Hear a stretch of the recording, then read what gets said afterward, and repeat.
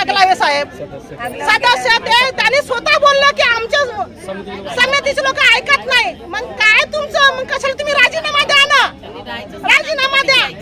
तुम्ही जनतेचे ऐकू शकत नाही तर तुम्हाला काय गरज आहे? तुमच्या बापाची नाही आहे दीक्षाभूमी, ह्या सगळ्या लोकां जनतेची आहे.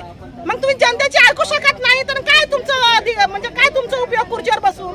तुम्ही खाली व्हा, खुर्ची खाली करा. जेव्हा तुम्हाला काम करू शकत नाही तर खाली करा आणि पहिले तुमचं काम बंद करा.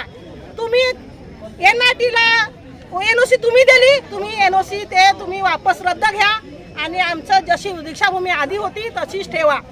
आणि तुम्हाला सूक्ष्म म्हणजे करायचं असं सौंदर्यीकरण, पहिले याचं रंगरोगटी करा ना. बघा ना किती खराब झालेला आहे, बघा ना. हा, रंगरोगटी करायला पैसे नाही त्या लोकांजवळ, हा एवढा कंट्रॅक्शन करायला पैसे आहे म्हणून आले काय जोड आहे. ते सपाट करून आमची जशी दीक्षाभूमी होती आम्हाला तशी दीक्षाभूमी पाहिजे. ही कोणी मगाशी पोलीस येऊन बोलून गेले की बा कलेक्टरनी सांगितलं की 25 ट्रक माती इथून न्यायची आहे. त्यांच्या बापाची आहे का कलेक्टरच्या? त्यांच्या बापाची आहे का कलेक्टरच्या? की त्यांना आदेश दिला आमची माती आहे, आमच्या बापाच्या पाय धुवायची माती आहे. ही माती कुठं न्यायची नाही, ही माती इथंच ठेवायची आहे. ही माती बघा का किती ट्रकांनी माती नेत आहेत. ही माती आमची पावन माती आहे. हे दूषित करू नका म्हणा यांना. हे कोणतेही प्रोसेस जे कोणतेही असतील, आरएसएचे लोक असले कोणतेही असतील, आम्हाला त्याची काही कोणाची लेन देणं नाही, काही नाही. फक्त आमची माती, आमची पावन भूमी जशीच्या तशी पाहिजे. आमचं एवढंच बोलणं आहे. आणि ही जी समिती आहे इथे 60 वर्षापासून काय करत आहे? झुडपी, फक्त आता झुडपी जंगल म्हणून टाकलेलं आहे. म्हणून आतापर्यंत ह्यांनी काही काम केलं नाही. ह्यानं फक्त आपला मी, मग माझा पोरगा, मग त्याचा मुलगा घराणेशाही केली. हे बंद करा आणि ही जो यांची समिती आहे हे बरखास्त झाली पाहिजे. हे कोणी कामाचे नाही. हे जेव्हा जनतेचे ऐकू शकत नाही, हे आमच्या सगळ्या अनुयायाचे ऐकू शकत नाही तर यांना ह्या पदावर राहण्याचा अधिकार नाही. यांनी राजीनामा द्यावा.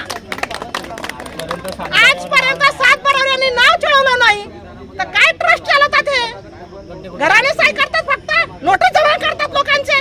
इथं किती गोळा होतो. आणि आमचा आरोप आहे 22 एकर जमीन इथं यांनी दाखवावी.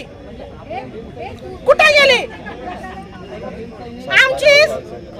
7 बरोबर यांनी नाव आतापर्यंत चढवलं नाही. दीक्षाभूमीचं नाव चढवायला पाहिजे. ते काही असो, काय केलं त्यांनी आतापर्यंत, काय ते केलं तर केलं, पण आता तरी माणसाचे काम करावे, जनावरांचे काम बंद करावे. आता तरी माणूसपणीचे काम करावे.